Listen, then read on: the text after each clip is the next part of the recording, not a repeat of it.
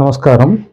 2025 September 7వ తారీఖున రాహుగ్రస్త చంద్రగ్రహణము ఏర్పడనుంది.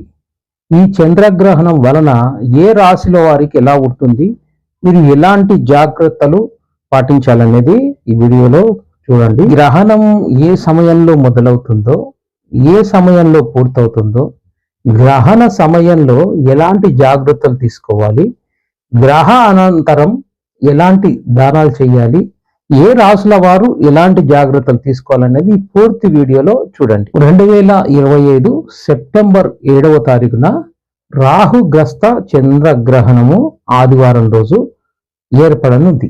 అంటే ఇది శతభిష నక్షత్రంలో ఏర్పడుతుంది. శతభిష నక్షత్రానికి అధిపతి శని భగవానుడు. సెప్టెంబర్ 7 ఆదివారం రాత్రి 9:50 శతభిష నక్షత్రంలో ఏర్పడుతుంది. ఈ గ్రహణం పూర్తయ్యే సమయం అర్ధరాత్రి 1:26 పూర్తవుతుందండి. ఈ పూర్తయ్యే సమయాన్ని మోక్షకాలం అని అంటారు. గ్రహణం మధ్యకాలం అర్ధరాత్రి 11:41. కాబట్టి రాత్రి 9:55 ప్రారంభమవుతుంది. అర్ధరాత్రి 1:26 పూర్తవుతుంది. దాదాపుగా ఈ చంద్రగ్రహణము 3:30 పాటు శతభిష నక్షత్రంలో ఆదివారం సెప్టెంబర్ 7వ తారీఖున ఏర్పడనుందండి. అయితే ఈ గ్రహణము రాత్రి 9:55 ప్రారంభమవుతుంది. కాబట్టి గ్రహణానికి ముందు 2 గంటల ముందే మీరు ఆహారం తీసుకోవాలి. ఎందుకు అలా తీసుకోవాలంటే గ్రహణ వేద అని అంటారు. అంటే గ్రహణానికి 2 గంటల ముందు కాలాన్ని గ్రహణ వేద అని అంటారు.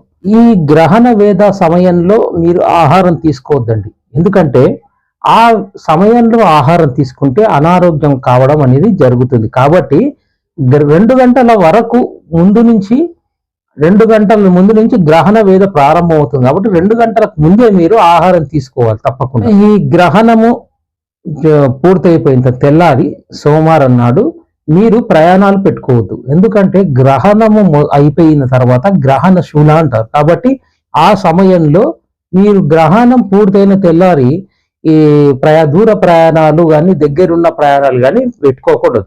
గ్రహణానికి 2 గంటల ముందు పట్టు స్నానం అంటారండి. పట్టు స్నానం తప్పకుండా 2 గంటల ముందు స్నానం చేయాలి.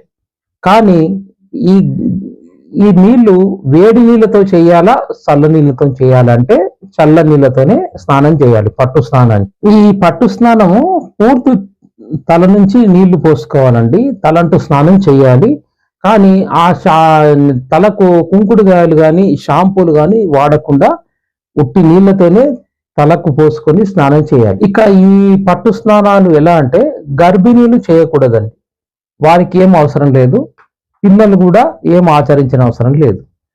గర్భవతులు అయినటువంటి వారు చీకటి గదిలో మీరు చక్కగా పడుకొని ఉండాలి.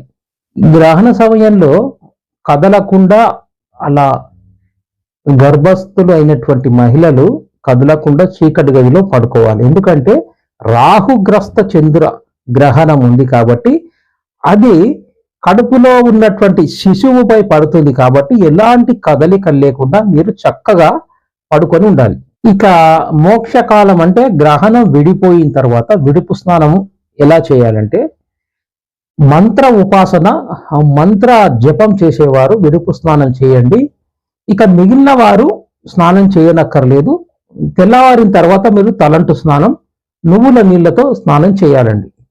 ఎప్పుడైతే గ్రహణ సమయంలో మంత్ర జపం చేసేవారు కానీ గురుపదేశం చేసుకొని మంత్ర జపం చేస్తున్న వారు ఉపాసకులు విడుపు సమయంలో తలంటు స్నానం చేయాలి. గ్రహణ సమయంలో శాస్త్రాలు చెప్పేది ఏంటంటే గ్రహణము పగటి వేళలో పడినప్పుడు నిద్రపోకూడదని ఉందండి.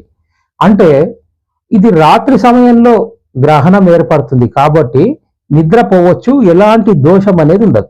ఇక మీరు మర్నాడు విడుపు స్నానం చేసిన తర్వాత శివాలయానికి వెళ్ళి అభిషేకం చేసి ప్రదక్షిణ చేసినట్లయితే మంచి ఫలితాలు ఇస్తుంది. ఇక మీకు ఇంకొక సందేహం రావచ్చు, గ్రహణం ఉన్నప్పుడు మరి ఏ మంత్ర మంత్రం చదువుకోవాలి, ఏ మంత్ర జపం చేయాలి అనేది మీరు తెలుసుకోండి. రాహుగ్రస్త చంద్రగ్రహణం కాబట్టి రాహువు ఇక్కడ ప్రధాన పాత్ర వహిస్తాడు. కాబట్టి రాహువు అధిష్టాన దేవత దుర్గాదేవి. దుర్గాదేవి బీజాక్షర మంత్ర జపం చేయండి, మీకు చాలా మంచి ఫలితం అనేది ఉంటుంది. ఇంకా పరమేశ్వరుడు చంద్రశేఖరుడు కాబట్టి ఓం నమో చంద్రశేఖరాయ నమః అనే ఈ మంత్రము శివుని పంచాక్షరి మంత్రము తప్పకుండా మీకు ఎలాంటి మంత్రం లేకుండా పంచాక్షరి మంత్ర జపం చేయండి, మంచి ఫలితాలు ఇస్తుంది. మంత్రం ఎలా చేయాలంటే దుర్గా కవచం గాని, ఖడ్గమాల గాని, చంద్రశేఖర కవచం గాని, చంద్రశేఖర మంత్రం గాని జపించినట్లయితే మంచి ఫలితాలు ఉంటాయండి. వెంకటేశ్వర స్వామి వజ్ర కవచం చదివినా విన్నా చాలా అద్భుతమైనటువంటి ఫలితాలు ఉంటాయి. ఎందుకంటే కలియుగ దైవం వెంకటేశ్వరుడు కాబట్టి ఆయన మంత్ర కవచం తప్పకుండా మీరు చదవండి, లేదా విన్నా కూడా మంచి ఫలితాలు ఉంటాయి. మీరు ఎందుకంటే రాహుగ్రస్త చంద్రగ్రహణం కాబట్టి కాలసర్ప దోషం ఉన్నవారు తప్పకుండా రాహువుకు సంబంధించినటువంటి మినుములు 1 కేజీ బ్రాహ్మణుడికి తెల్లారి దానం ఇచ్చి పంచలోహాలతో ఉన్నటువంటి నాగపడిగను చేసి మరి వెండితో చంద్రవంకను చేసి, అంటే చంద్రుడు చంద్రగ్రహణం కాబట్టి చంద్రుడికి సంబంధించి చంద్రవంకను మరి పంచలోహాలతో చేసిన నాగపడిగను బ్రాహ్మణునికి ఇచ్చినట్లయితే కాలసర్ప దోషం ఉన్నవారు, నాగదోషం ఉన్నవారు తప్పకుండా మీకు మంచి ఫలితాలు ఉంటాయండి. ఎందుకంటే రాహు కేతువుకు సంబంధించిన కాలసర్ప దోషంలో రాహు గ్రస్త చంద్ర గ్రహం కాబట్టి మీరు ఈ పరిహారం చేయండి, తప్పకుండా చాలా మంచి ఫలితాలు ఉంటాయి. ఇక తెల్లటి బియ్యం దానం ఇవ్వడం, మినుములు దానం ఇవ్వడం, ఆవు నెయ్యి దానం ఇవ్వడం ద్వారా మీకు గ్రహణ దోషం వల్ల ఎలాంటి దోషాలు అనేవి ఉండవు అనమాట. అంటే ముఖ్యంగా కాలసర్ప దోషం ఉన్నవారు ఇచ్చినట్లయితే మీకు మంచి దోషం తగ్గుతుంది, మంచి ఫలితాలు ఇస్తుంది. ఆదివారం సెప్టెంబర్ 7 9:55 రాహుగ్రస్త చంద్ర గ్రహణం ఏర్పడుతుంది కాబట్టి శతభిష నక్షత్రంలో ఏర్పడుతుంది కాబట్టి శతభిష నక్షత్రం వారు, పూర్వాభద్ర నక్షత్రం వారు, కుంభరాశి మరి మీనరాశి వారు చంద్రగ్రహణాన్ని మీరు చూడకూడదండి, ఎందుకంటే చాలా దోషాలు వెంటాడుతాయి. రాహుగ్రస్త చంద్రగ్రహణం వల్ల చాలా వరకు ఏలినాటి శనిలో కాలసర్ప దోషంలో ఉన్న వారికి పరిహారాలు పంచలోహ నాగప్రతిమ వెండితో చంద్రవంకను చేసి ఇచ్చినట్లయితే మీకు మంచి పరిహారం ఉంటుంది. ఈ చంద్రగ్రహణంలో గురువు ద్వారా స్వీకరించినటువంటి మంత్ర జపం చేయడం, మీరు లేనిచో దుర్గాదేవి ఖడ్గమాల, దుర్గాదేవి స్తోత్రనామావళి, వెంకటేశ్వర స్వామి వజ్ర కవచం చదవడం చాలా మంచిది. గురు మంత్రం తీసుకుని మీరు బీజాక్షర మంత్ర జపం చేసినట్లయితే ఒక్క మంత్రం 1 కోటితో సమానం అండి గ్రహణ సమయంలో. కాబట్టి తప్పకుండా ఈ చంద్రగ్రహణాన్ని మీరు తప్పకుండా వినియోగించుకోండి. ఎలాంటి గ్రహ దోషాలున్నా కూడా జ్యోతిష శాస్త్రంలో జ్యోతిష్యులను తెలుసుకొని దానికి ఎలాంటి పరిహారం ఇవ్వాలన్నా మీరు తెలుసుకోండి. కింద ఉన్న స్క్రోలింగ్ నెంబర్, మీరు అపాయింట్మెంట్ కొరకు ఆ నెంబర్ను మీరు సంప్రదించగలరు. సర్వేజన సుఖినో భవంతు.